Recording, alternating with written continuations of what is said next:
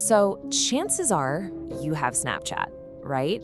It's for the funny filters, the quick chats, for all those little moments that are just supposed to disappear. But what happens when those fleeting connections lead to something permanent? Something terrifying? Today, we're diving into 3 true stories where a simple friend request spiraled into a real-life horror show. It really makes you stop and think, who are you really friends with online? It's a question we should probably all be asking ourselves, because in the cases we're about to look at, the answer was a predator, hiding in plain sight. Someone using the app not just to connect, but to control, to stalk, and ultimately, to kill. Let's get into how these connections turned so deadly.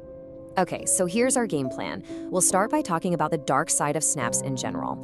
Then we're gonna walk through 3 really distinct and disturbing cases. One starts with a random encounter, another is about unrequited obsession, and the third is about a stalker who actually weaponized a feature of the app itself. And finally, we'll see what these digital ghosts can teach all of us. Now look, this isn't about blaming the technology. It's really about understanding how a tool that was designed for just casual, fun interaction can become an instrument in the most serious crimes imaginable. And make no mistake, the 3 stories we're about to explore are not fiction.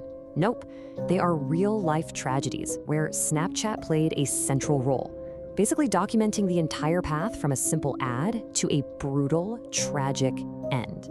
So our first story begins in the most mundane place you can think of, a gas station, late at night.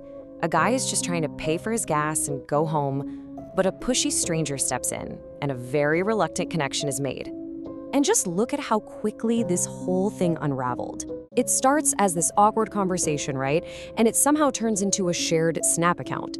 Then, just a few hours later, while pretty much everyone else is asleep, the killer starts broadcasting a torture session to his new friend, and it all culminates in a murder documented right there on his story for all to see. I mean, listen to this. This was the killer's actual message to his victim, recorded and then posted. The cruelty was the point, and he wanted an audience for it. It's just chilling. You can only imagine the person who saw this unfold on their phone probably thought it was a nightmare.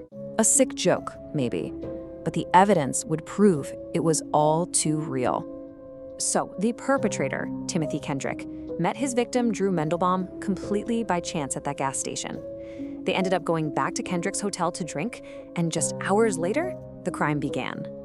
The key evidence that nailed Kendrick and got him a life sentence, it was found on his own phone. He posted the Snapchat videos himself, creating this undeniable, horrifying digital record of his own crime.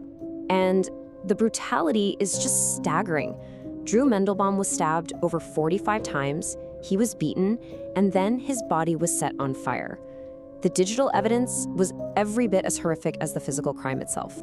All right, our second case explores a different, but, an equally dangerous dynamic. It's what happens when one person sees friendship and the other sees a romantic rejection that they just cannot accept. And right here, you can see the fatal disconnect. On one side, you have a young woman who is repeatedly making her boundaries crystal clear. She saw him as a friend, period, nothing more. And on the other side, you have a man who took her friendship as rejection, and he just got more and more frustrated and demanding with every single chat. This was his final ultimatum. The last thing he said just before he murdered her in her own apartment. It's that classic, terrifying logic of a possessive killer. And yeah, just like in our last case, this online obsession had a devastating, very, very real-world conclusion. The victim in this case was 22-year-old Kay Grace Arth. Her killer, Jose Luis Lopez Zica, was someone she had met on Snapchat. When the police investigated her murder, they found everything they needed right there in her computer's Snapchat logs. The entire history, his growing frustration, her consistent rejection, it was all laid bare, providing a motive that was just impossible to deny. Okay, for our third and final case, things are a little different. Here, it wasn't just about the communication. It was about a specific feature of the app being turned into a sophisticated and incredibly deadly stalking tool. So you know Snap Map, right? It's that feature that puts your little Bitmoji on a real-world map, updating your location for your friends to see. It's supposed to be a fun way to see what your friends are up to. But in the wrong hands, it is a stalker's absolute dream. And this is exactly how he weaponized it. The victim was trying to move on from a toxic ex, and she shared her location, probably completely forgetting he was still on her friends list. He used the map to find her while she was on a date, which just confirmed his jealous rage. And then he used it to track her home, break in, and just lie in wait. For the victim, Carrie Allen, this simple digital oversight, well, it had the most final consequence imaginable. Her ex-boyfriend, Aldrich Scott, was arrested for her murder. And the craziest part, the police didn't have to guess how he did it. He told them. He openly confessed to using the SnapMap feature to stalk her, to find her, and ultimately to murder her out of pure jealousy. So, okay, 3 different stories, 3 absolutely tragic endings. What are these digital ghosts? These permanent records of what were supposed to be disappearing moments, what are they really telling us? Well, these cases reveal some really key dangers. First, we see how perpetrators leave behind this undeniable digital evidence, almost compulsively recording their own downfall. Then you've got the obsession, which is fueled by this constant 24/7 access from social media, which removes any space for those dangerous feelings to cool down. We also see how a seemingly harmless feature like location sharing can be turned into a weapon. And maybe the biggest lesson of all is in the illusion of friendship, that fatal gap between what one person intends and what another person perceives online.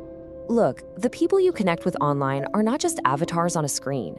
They're real people, and their intentions might not be what they seem. These stories aren't meant to make you delete all your apps. They're to make you think twice. Think twice about who you add, what you share, and who might be watching. So after hearing all this, I have to ask, will you use social media the same way?